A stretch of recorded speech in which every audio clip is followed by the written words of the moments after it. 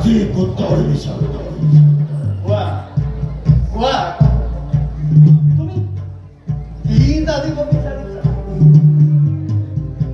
বসুদেৱ, ছটি সন্তান তুমি মোৰ হাতত তুলি দিয়াৰ পাছত মই যিদিনা দৈৱকীৰ হাতৰ পৰা দি কন্যা সন্তান টানি আনিছিলো, সেই সন্তানটি তোমালোকৰ সপ্তম সন্তান আছিলে।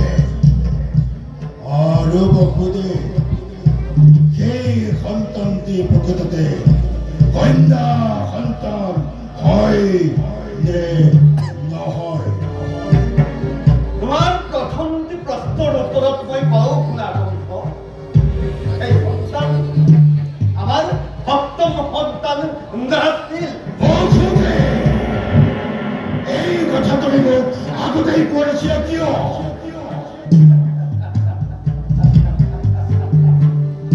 গণনাৰ ভাৰ মোৰ ওপৰত নাছিল কণ্ঠ।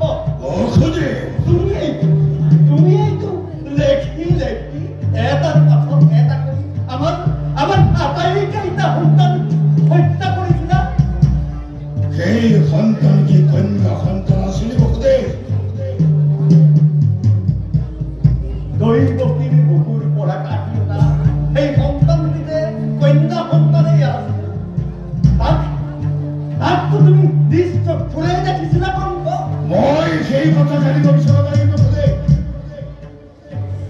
সেই কন্যা সন্তানটি প্ৰকৃততে কাৰ সন্তান আছিল? তাকেই শুনা কণ্ঠ, সেই সন্তানটি আমাৰ সন্তান নাছিল। বসুদেৱ, আমাৰ উক্ত সন্তানটিৰ বিনিময়ত লাভ কৰিছিলো এক কন্যা ৰত্ন। সুৰক্ষিত কাৰাগাৰৰ ভিতৰত সেই কন্যা সন্তানটি কেনেকৈ লাভ কৰিলা? আৰু বসুদেৱ, তোমালোকৰ পুত্ৰ সন্তান কাৰ ঘৰত লুকুৱাই ৰাখিছা? বাহুবলী কণ্ঠ মহাৰাজৰ পুত্ৰী হাতৰ পৰা যদি যোগমায়া আকাশলৈ উৰা মাৰিব পাৰে, তোমাৰ এই সুৰক্ষিত লৌহ কাৰাগাৰৰ ভিতৰৰ পৰা এটা সত্যজাত শিশু বাহিৰলৈ ওলাই যোৱাটো একো ডাঙৰ কথা হ'ব নোৱাৰে কণ্ঠ। ৰূপৱতী নকৰিবা কণ্ঠ। তোমাৰ প্ৰতিটো প্ৰশ্নৰ উত্তৰ দিবলৈ মই বাধ্য নহয় কণ্ঠ।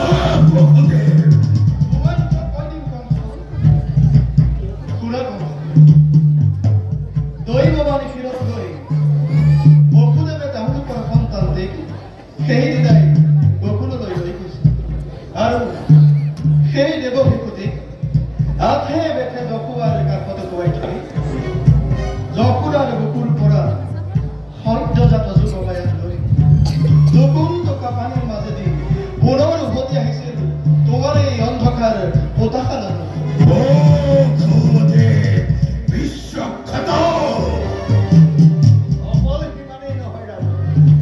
তোমাৰ অজ্ঞাতেই আমাৰ সপ্তম সন্তানো এই নন্দৰ গৃহতেই আছে। ৰাখাল বালক দুয়ো কাম কানু উমলিছে হৌ বৃন্দাবনত।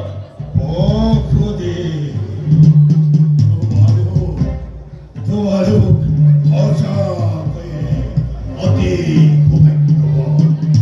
কংসৰ প্ৰাণৰ শৰীৰ যশোদাৰ কোলাত আঠে বেঠে লুকুৱাই থৈ অহাৰ পাছতো ইমান দিনে যে এই কংসই তোমালোকৰ বংশ কাটি টুকুৰা টুকুৰ কৰি সেই জাম কানুৰ ওচৰলৈ পঠাই দিয়া নাই।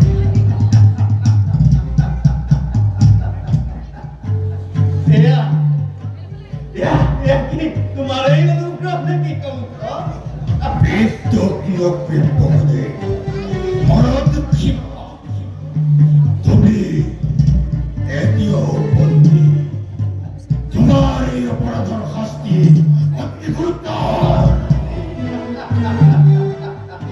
তোমাৰ শাস্তিলৈ ভয় কৰাহেঁতেন এই বসুদেৱে প্ৰতিজ্ঞাবদ্ধ হৈ তোমাৰ এই পচা ফুটা হালত